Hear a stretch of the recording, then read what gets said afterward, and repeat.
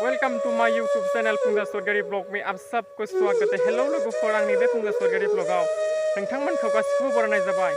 बेसेबांबा गोबाव सम जाबायमोन आरोना, मास मोनथाम जाबायमोन आरोना आं प्रेक्टिस खालामाखै आरोना, लं जाम्प बाराखै, ओरैनो न'आव सिनाप माबा खालामदोंमोन आरोना, ओमफ्राय आं खालामजायासै आरोना बेफोरखौबो।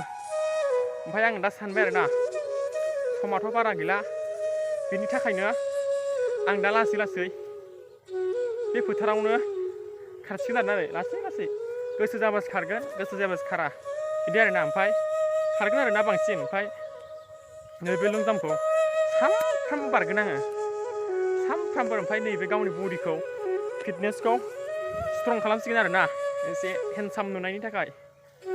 नै दा बे न' गुदियावनो खालामखाबाय आरोना आङो। नै सुथ'वाखै, जानांगौ बायदि 14 जानांगौ, 14 माबा 16 15 ओइ सिमबाथाय जाहैगोन आरोना, नैनिफ्राय बारगोन, नैनिफ्राय।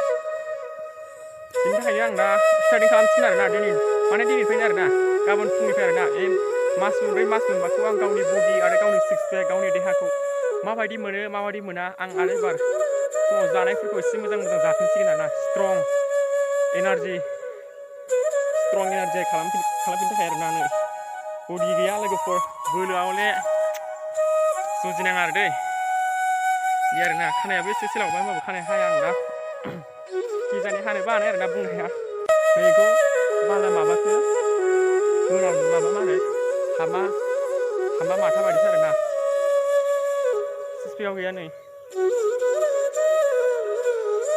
एबार सिक्स पेक जालांजोबनायनि चान्स दं आरोना, ओरैबायदि खस्थ' खालामसिगोन आं गावनो गाव।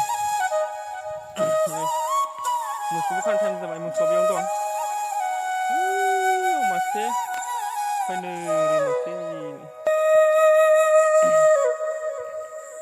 होमबा आं दा बारनायखौ देखायथ'नो हानाय नंला, गाबोन फुङाव देखायनोसै ना। होमबा भिडिअखौ अननानै लाइक आरो साबस्क्राइब खालामना हो। आं भिडिअफोरखौनो मोजां बानायो, होमबाबो माने भिउसफोराबो फैला आरो साबस्क्राइबबो बारायला जादों, आरो वाच टाइमबो गैया जाबाय आरोना।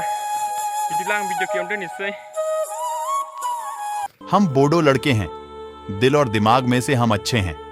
हमें भी आता है किसी और के जैसे घमंड दिखाने, हमें भी आता है किसी और के जैसे मार पीट करना। हम अपनी माँ की बातें सुनते हैं, इसलिए हम बोडो लड़के के बारे में पहचान नहीं है। जय बरहरिणी। प्लीज सब्सक्राइब, लाइक, कमेंट माय यूट्यूब चैनल फुंजा सरगियारी। जोई बरबिमानी।